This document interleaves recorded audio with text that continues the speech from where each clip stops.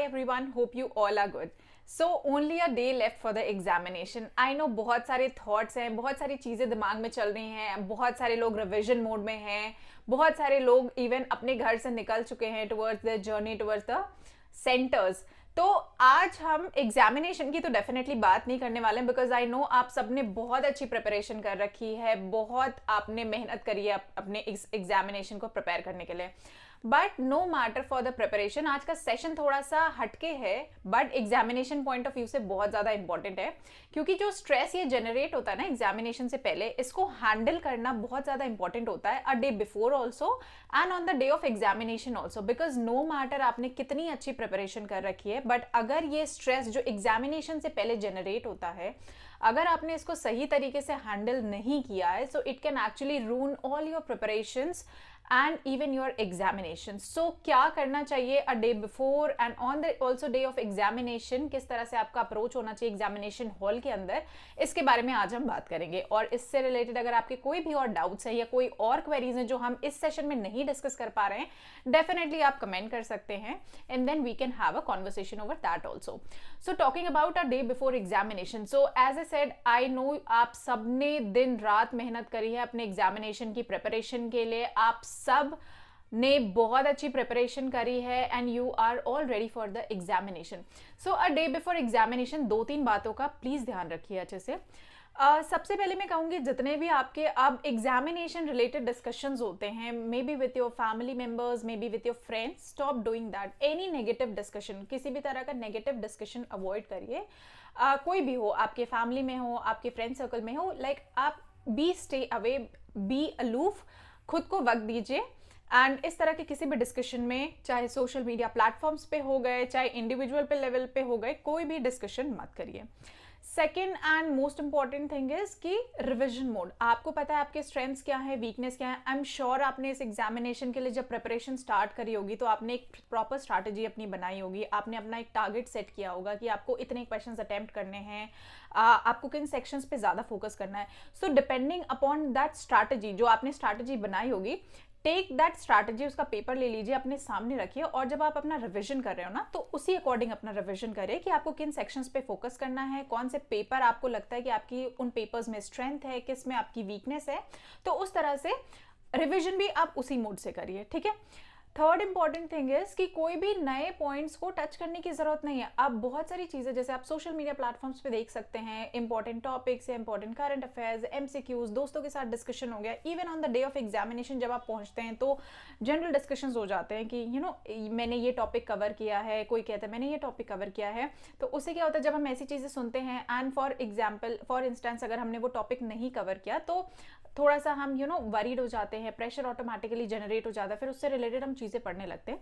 तो ऐसे में होता क्या है, जो चीज़ें आपने पढ़ी हैं, जो चीज़ें आपने रिवाइज करी है ना, वो भी ब्लैंक हो जाती है. And it's a very common experience जो अक्सर कैंडिडेट्स को होता है. तो आते हुए सवाल भी आपने देखा होगा, कभी कभी हम नहीं अटेम्प्ट कर पाते या गलत अटेम्प्ट करके आते हैं. सो इस तरह के, जैसे मैंने बोला कि negative discussions plus all these sort of discussions नए टॉपिक को लेके, इनसे आप दूर रहिए. You need to be confident enough कि जो भी प्रिपरेशन आपने की है, जितनी भी की है, जिन भी टॉपिक्स को आपने चूज करके अपनी प्रिपरेशन स्टार्ट करी है, तो वही टॉपिक्स एग्जामिनेशन में आएंगे. Those are the core strength of yourself and this is how you will clear your examination with the help of your strategy. तो अपने आप पे भरोसा जरूर रखिए, अपना कॉन्फिडेंस मत डाउन करिए, किसी भी रीजन की वजह से अपना कॉन्फिडेंस लो मत जाने दीजिए. अगर मैं इंडिविजुअल पेपर्स की बात करूं, so focus, I am sure, जैसे मैंने बोला कि आपने स्ट्रैटेजी बनाई होगी. सो इंग्लिश इज समथिंग जो आपको आपकी कट ऑफ क्लियर करने में हेल्प करता है. तो इंग्लिश में जितना आप लास्ट मिनट रिवीजन कर सकते हैं, प्रीवियस ईयर के पेपर्स देख सकते हैं, तो वो आपको हेल्प आउट करेगा. बिकॉज इंग्लिश आपको आपकी कट ऑफ और मेरिट में दोनों में हेल्प करता है. English is quite easy also comparatively to other papers of this particular examination. तो इंग्लिश को लास्ट मिनट आप जितना ज़्यादा से ज़्यादा प्रेफर करके रिवाइज कर सकते हैं, that is going to help you a lot.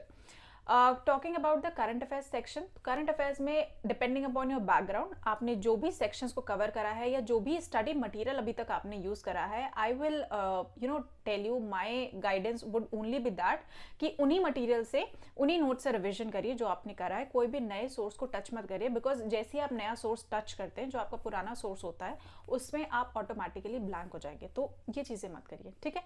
ये हो गई डे बिफोर एग्जामिनेशन की, जो भी आपके स्टेशनरीज हैं, जो भी आपके डॉक्यूमेंट्स हैं, उनको अरेंज करके एक फोल्डर में ऑलरेडी प्रिपेयर करके रख लीजिए, एक अच्छी सी नींद लीजिए और अगले दिन सुबह बिल्कुल फ्रेश होकर एग्जामिनेशन पे जाइए। Now this schedule actually varies, some people want कि रात भर रिविजन करें, कुछ को लगता है कि नहीं अब हम रिविजन नहीं कर सकते, तो it totally depends upon your individual capabilities and capacities. तो अगर किसी को लगता है कि उन्हें रिविजन की जरूरत है, वो रात भर जग के पेपर अच्छा कर सकते हैं, it is up to you. और अगर आपका व्यू इससे वेरी करता है तो डेफिनेटली आप अपना शेड्यूल फॉलो कर सकते हैं, but my particular suggestion will be कि बिफोर एग्जामिनेशन एटलीस्ट 4 से 5 घंटे की sleep is very much important. उससे आपके थॉट्स क्या होते हैं, रिफ्रेश हो जाते हैं, रिकलेक्ट करने में आपको आसानी होती है। This is a psychological fact also. So ये तो हो गई अ डे बिफोर एग्जामिनेशन वाली बात। अब आ जाते हैं a day on the examination, ठीक है। अब एग्जाम वाले दिन क्या करें, तो OMR शीट हो गई, क्वेश्चन पेपर्स हो गए, एग्जामिनेशन हॉल में कैसे हमारा अप्रोच होना चाहिए, क्या चीज़ें हमें करनी चाहिए, उसके बारे में बात कर लेते हैं। सो जब हमें क्वेश्चन पेपर मिलता है ना, तो बहुत सारे थॉट्स दिमाग में चल रहे होते हैं, बहुत बच्चे अंडर प्रेशर होते हैं, टेंशन होता है कि यार हमने अभी तक एग्जामिनेशन को क्लियर नहीं किया, इस बारी तो हमें एग्जामिनेशन क्लियर करना ही करना है, यानी बहुत सारी बर्डन अपने ऊपर बेसिकली वो लेके चलते हैं। तो किसी भी तरह का, जब आप एग्जामिनेशन हॉल में एंटर करते हैं, किसी भी तरह का बर्डन या थॉट्स जो आपके दिमाग में आते हैं which are not related to the examination, उनको अवॉइड करने की कोशिश करिए जितना ज्यादा से ज्यादा कर सकते हैं।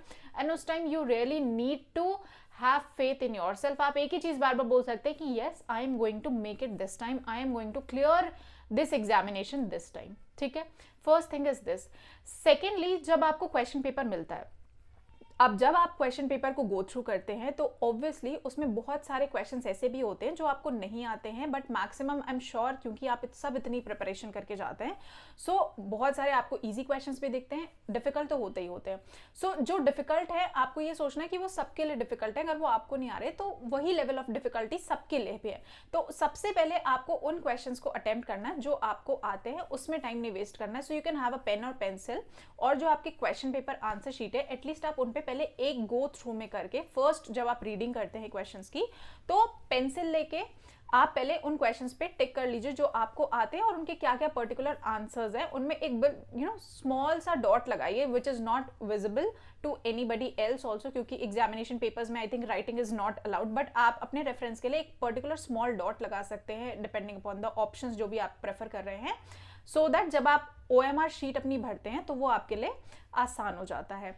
ना OMR शीट भी आप ध्यान से भरिए। बहुत सारे कैंडिडेट्स क्या होते हैं, उनको आता बहुत कुछ है बट OMR शीट वो फिल नहीं कर पाते हैं, फिर होता ही है कि आपका एग्जामिनेशन टाइम खत्म हो जाता है ना। OMR sheet also requires a lot of time, क्योंकि बहुत धीरे धीरे आपको ध्यान से फिलअप करना होता है, ऑप्शन सही फिल करने चाहिए होते हैं एक बारी, क्योंकि जहाँ पे आपने डॉट या मार्क जो आपने फिलअप कर दिया उसके बाद आप उसको एरेज नहीं कर सकते हैं। तो अगर आप एरेज करके भी करेंगे तो be that answer will not be counted.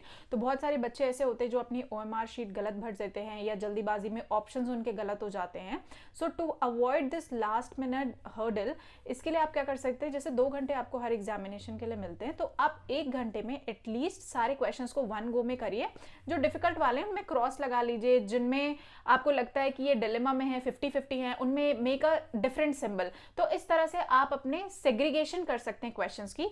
फिर जब आपका 1 आवर कंप्लीट हो जाता है तो 1 आवर कंप्लीट होने के बाद आई वुड सजेस्ट कि पहले आप उन आंसर्स को फिलअप कर लीजिए OMR शीट में जिनके आपको आंसर शॉर्ट 100% आप श्योर हैं कि ये आपके आंसर्स क्लियर ही होंगे, ठीक है।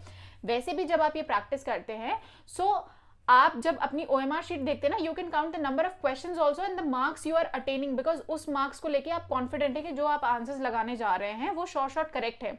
तो उसके बाद आप जितने भी क्वेश्चन सॉल्व करेंगे, क्योंकि you have to make yourself away from the attempting wrong question also, so automatically आपके रॉन्ग क्वेश्चन होते हैं. फॉर एग्जाम्पल अगर मेरा टारगेट है 70 क्वेश्चन, अब पेपर देख के I can not count every time कि मैं कितने क्वेश्चन अटेम्प्ट कर रही हूँ. तो जब आप अपनी ओएमआर शीट भर लेते हैं ना, तो उससे आपको एक रफ एस्टिमेट लग जाता है कि ओके ठीक है, इंग्लिश में मैंने ऑलमोस्ट 65 अटेम्प्ट कर लिए ना. 5 क्वेश्चन मेरा टारगेट था 70 क्वेश्चन अटेम्प्ट करना, 5 क्वेश्चन मैं और अटेम्प्ट करूंगी, और ये 5 क्वेश्चन वो वाले क्वेश्चन होंगे जिनका मुझे बिल्कुल आइडिया नहीं है. ये वो क्वेश्चंस नहीं होंगे, ये वो क्वेश्चंस होंगे जिनमें मुझे 50-50 श्योरिटी, यानी I will take a risk on that, and depending upon that मैं वो 5 ही क्वेश्चंस अटेम्प्ट करूंगी, इससे ज्यादा क्वेश्चंस अटेम्प्ट नहीं करूंगी.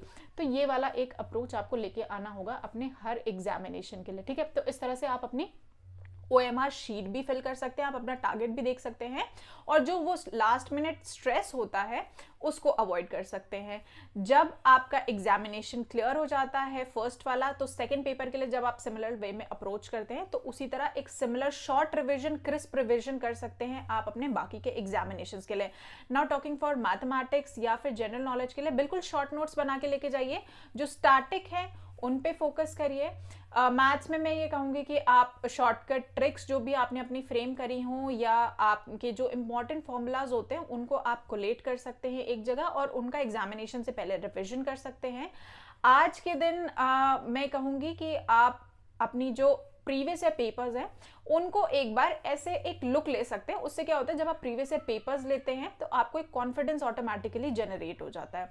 तो वो कॉन्फिडेंस लाना, वो पॉजिटिविटी लाना a day before examination is really very important. बाकी हैव फेथ ऑन योरसेल्फ. आप सबने बहुत अच्छी प्रिपरेशन करी है, you have burn the midnight oil, तो I am sure you will be getting the results also. आपको इसका गुड एंड पॉजिटिव रिजल्ट मिलेगा, एंड आप सभी लोग अपने एग्जामिनेशन को क्लियर करेंगे. सो सबकी अपनी स्ट्रेंथ्स होती हैं, सबकी अपनी वीकनेस होती हैं. आपने अपनी स्ट्रेंथ एंड वीकनेस दोनों पे काम किया है. Now tomorrow is the day of the result, and जो भी आपने हार्ड वर्क करा होता है उसको प्रूव करना होता है. सो उसको प्रूव करने के लिए आप अपने 100% पॉजिटिव माइंड में जाइए, कॉन्फिडेंट होके जाइए, और एग्जामिनेशन को अच्छे से अटेम्प्ट करके आइए. And last but not the least, also this is not the end of the life, not the end of your journey. इसके बाद और भी opportunities होते हैं डिफेंस में जाने के लिए, alternate options भी होते हैं, so keep trying for that also. But you know, be chill, be cool, and be confident enough. Have faith on yourself. ठीक है? I hope you have a sort of insight and a brief knowledge about the approach for day before and on the day of examination. And all the best to everyone. And you will all clear your examination. Just have faith on yourself. Jai Hind.